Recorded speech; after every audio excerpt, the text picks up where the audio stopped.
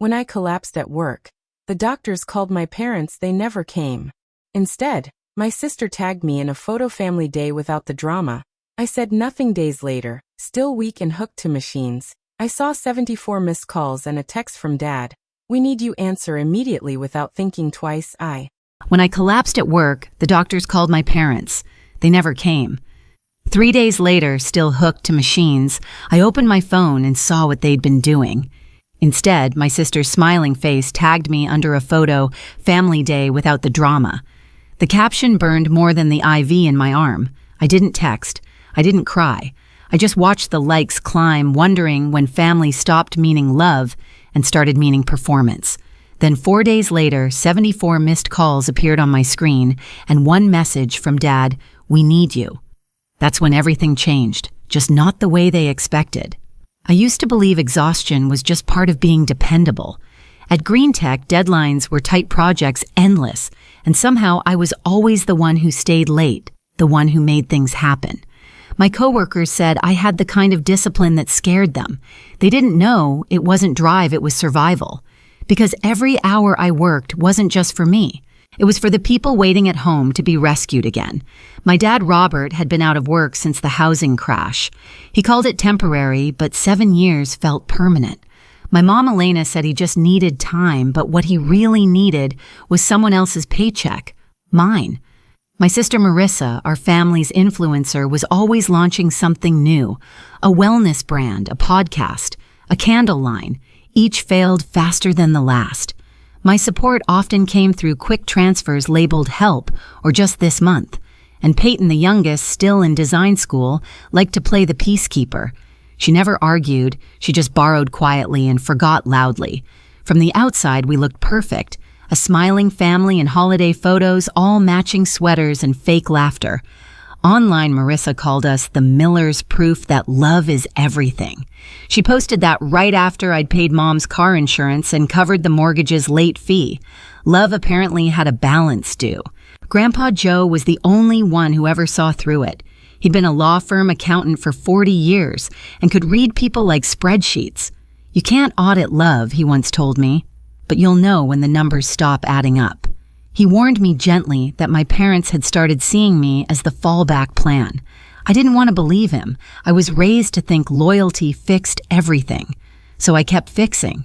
I paid what I shouldn't, smiled when I shouldn't.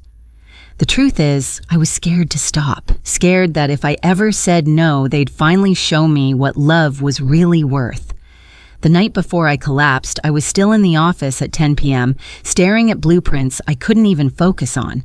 My chest had been tightening for weeks, my vision fading at the edges. I thought it was stress. It wasn't. But even then, as I packed up my laptop, my phone buzzed with a text from Marissa. "Can you cover my rent? Promise I'll pay you back next month." I typed a reply, then deleted it. Then typed again. Sure. That was the last message I sent before the floor came up to meet me. The hospital lights were too white, too clean, like they were trying to erase what had happened. When I opened my eyes, everything was blurred. The ceiling tiles, the IV lines, the nurse asking if I knew where I was. I didn't answer right away. I was still trying to remember what day it was. My phone was dead. My chest ached. The monitor beside me beeped softly, keeping time with something fragile inside me. When a doctor finally explained, his voice was calm but distant. "Cardiac event. You were lucky your coworker acted fast. Lucky." That word stung. Because luck shouldn't be what kept me alive. Love should have done that. They told me they'd called my emergency contacts, my parents, but no one had answered. We left several messages the nurse added carefully, like she was afraid the truth might hurt more than the IV needle in my arm. Hours passed. No calls, no visits, nothing. I watched sunlight crawl across the wall until it disappeared again. On the third day, the nurse wheeled in my phone, fully charged. I shouldn't have opened it, but I did. The first thing I saw wasn't a missed call or a text. It was a notification: "You've been tagged in a post by an official account." My fingers trembled as I tapped it open.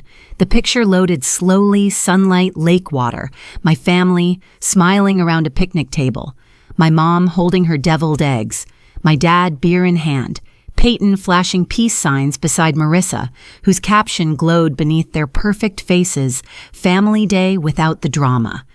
For a moment, I couldn't breathe. The beeping from the monitor spiked, matching my pulse. The irony was almost poetic. They had erased me while pretending to celebrate family. I zoomed in on their faces, smiling, relaxed, carefree. No one looked guilty. No one looked like they were missing me. A nurse passed by and asked if I needed anything. I said no. I think I've had enough. I didn't comment, didn't call, didn't even text. I just stared until the phone dimmed, and my reflection looked back at me, pale, tired, but suddenly calm. That kind of calm that doesn't come from peace. It comes from clarity. By the fourth day, I started walking again, slow and unsteady, dragging the IV pole, like a second shadow. The doctor said recovery would take weeks. He didn't know it wouldn't just be my heart that needed healing. Then one morning, my phone buzzed nonstop, 74 missed calls, a text from Dad, "We need you. Answer immediately. No, how are you?" No apology, just urgency, command, panic. I read it once, then again. The absurdity almost made me laugh. They ignored me when I needed them most, and now they were demanding I save them. But I didn't call back, not this time. Instead, I scrolled to another contact. Grandpa Joe. My thumb hovered over his name, the only one that still meant safety. When I pressed call, he answered on the second ring. I heard he said quietly, "You don't have to explain."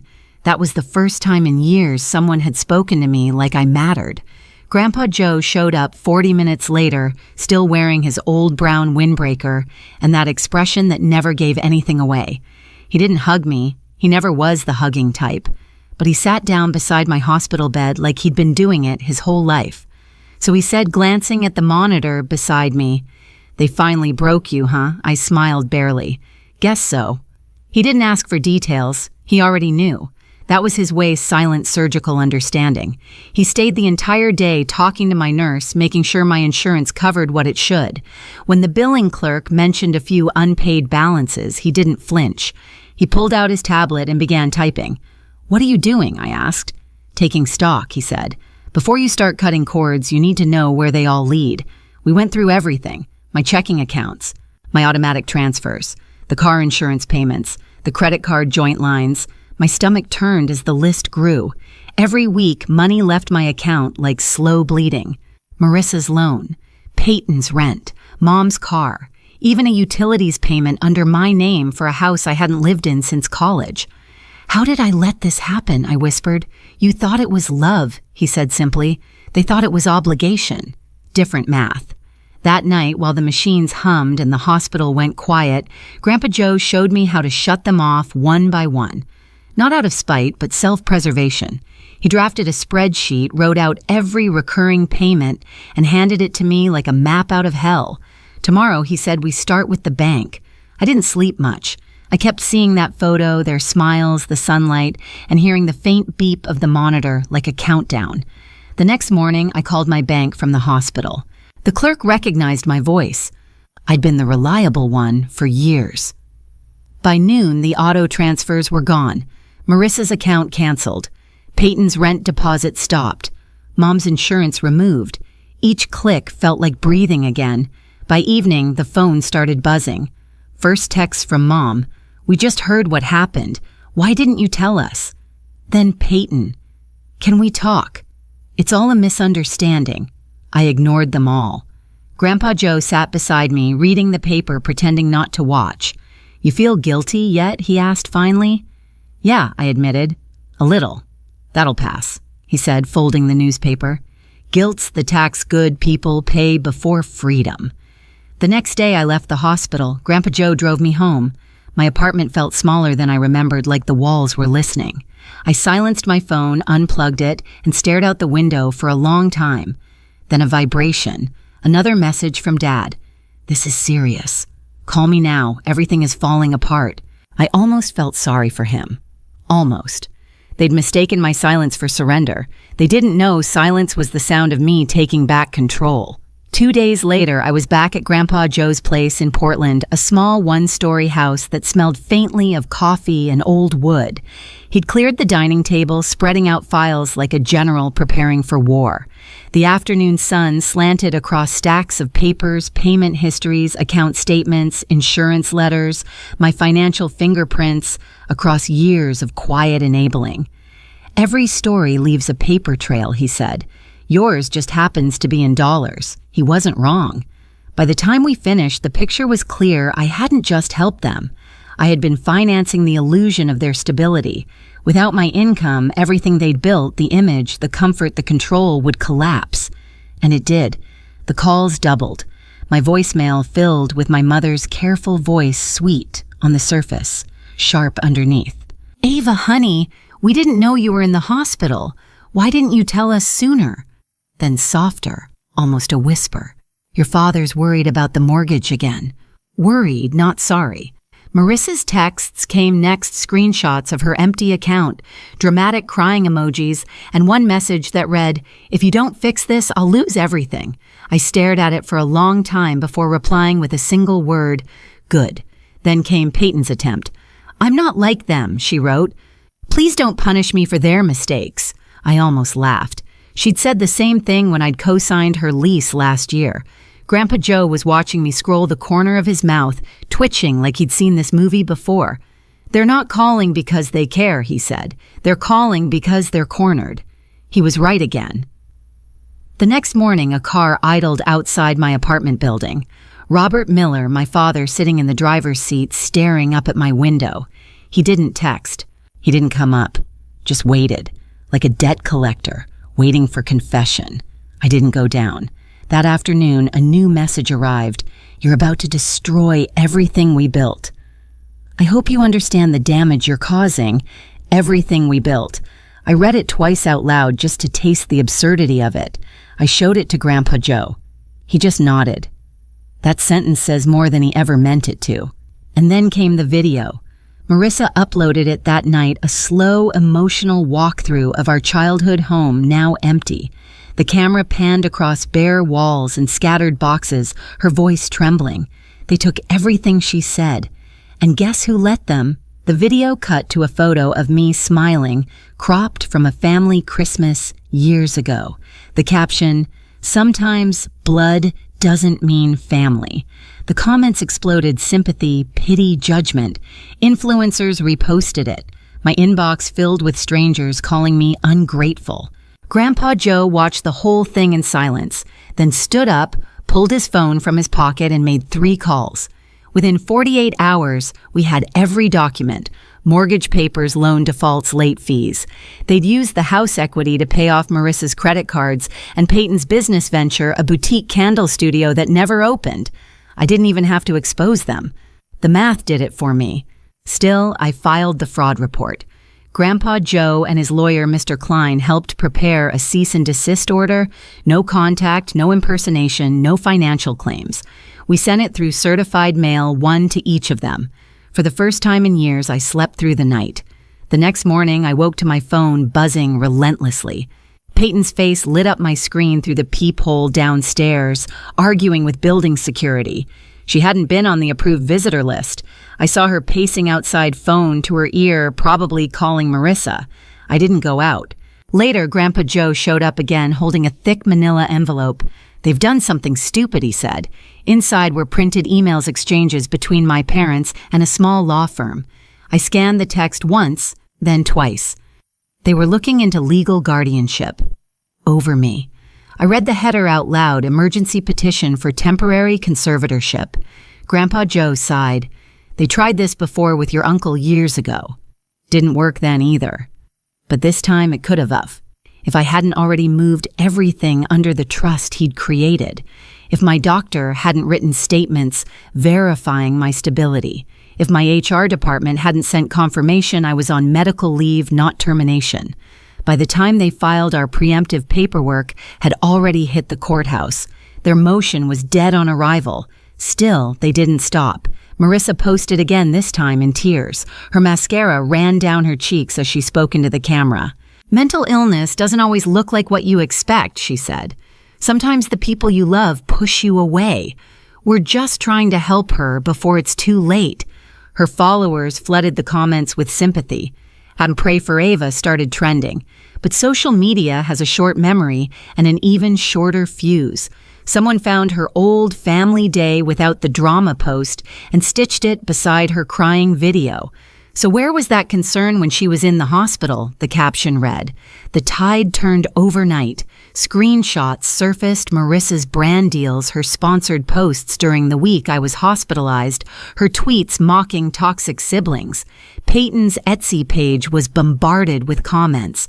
My father's brokerage clients pulled out. Even my mother's Facebook was filled with strangers demanding answers. By Friday, the family's online empire had collapsed faster than their finances. Grandpa Joe handed me his coffee mug. You didn't have to lift a finger, he said. The truth handled itself. That night, a single text arrived from my mother. Please, can we talk? I stared at it for a long time, thumb hovering over the keyboard. Then I locked the screen and set it face down. Across the room, Grandpa Joe was reading. You okay? He asked. Yeah, I said quietly. Just done. But they weren't. The next morning, a courier delivered another envelope. This one wasn't from their lawyer, it was from my father himself. A handwritten will. He'd rewritten it the week after the conservatorship failed. In shaky pen, it read, In the event of my death, all assets go to the remaining family who maintain unity. Ava is disinherited until she reconciles. I couldn't help laughing. It was the same manipulation, just wrapped in formal ink. I showed it to Grandpa Joe. They still think I want something. He smiled faintly. They're not used to someone walking away before the money. That evening, I wrote my final reply not through texts, not online, but through my attorney. It was short, precise, and final. I waive all rights to the estate and request permanent no contact. I signed it, sealed it, and handed it to Grandpa Joe. File it Monday, I said. He nodded. What will you do now? I looked toward the window. Outside, the rain was clearing.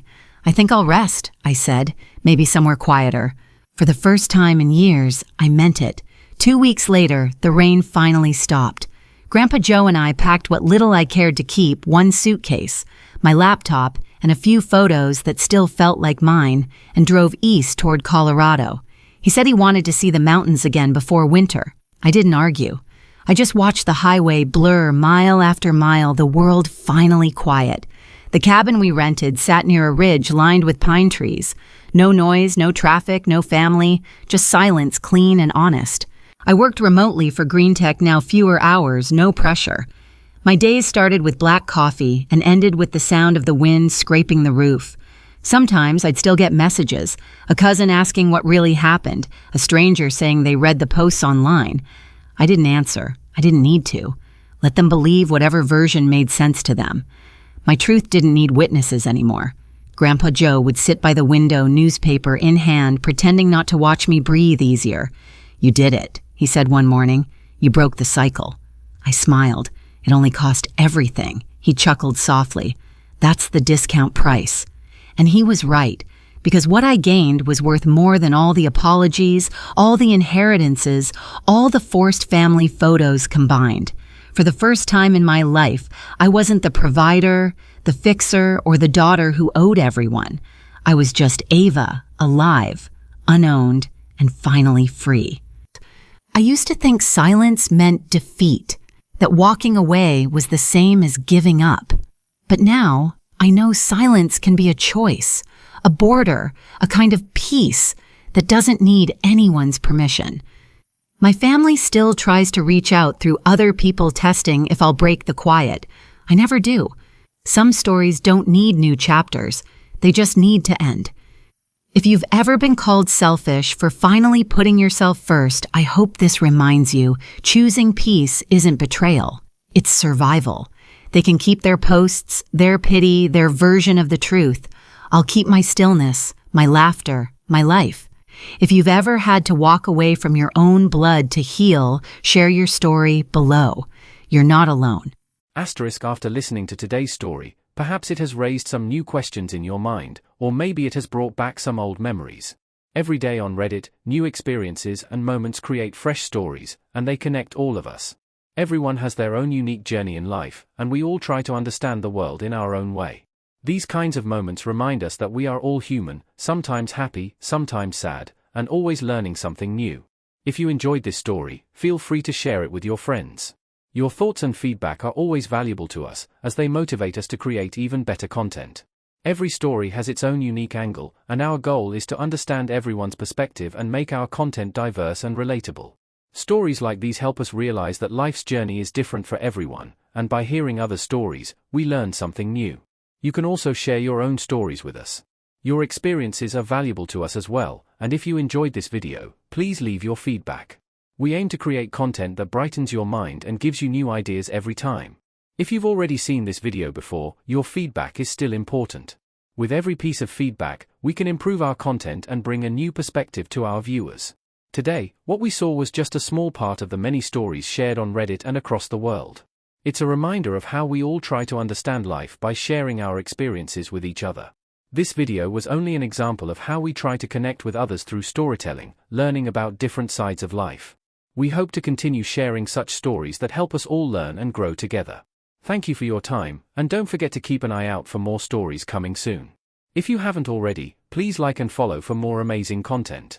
Your support keeps us going, and we will strive to bring you more thought-provoking and heartwarming stories. Until next time, take care and stay curious. **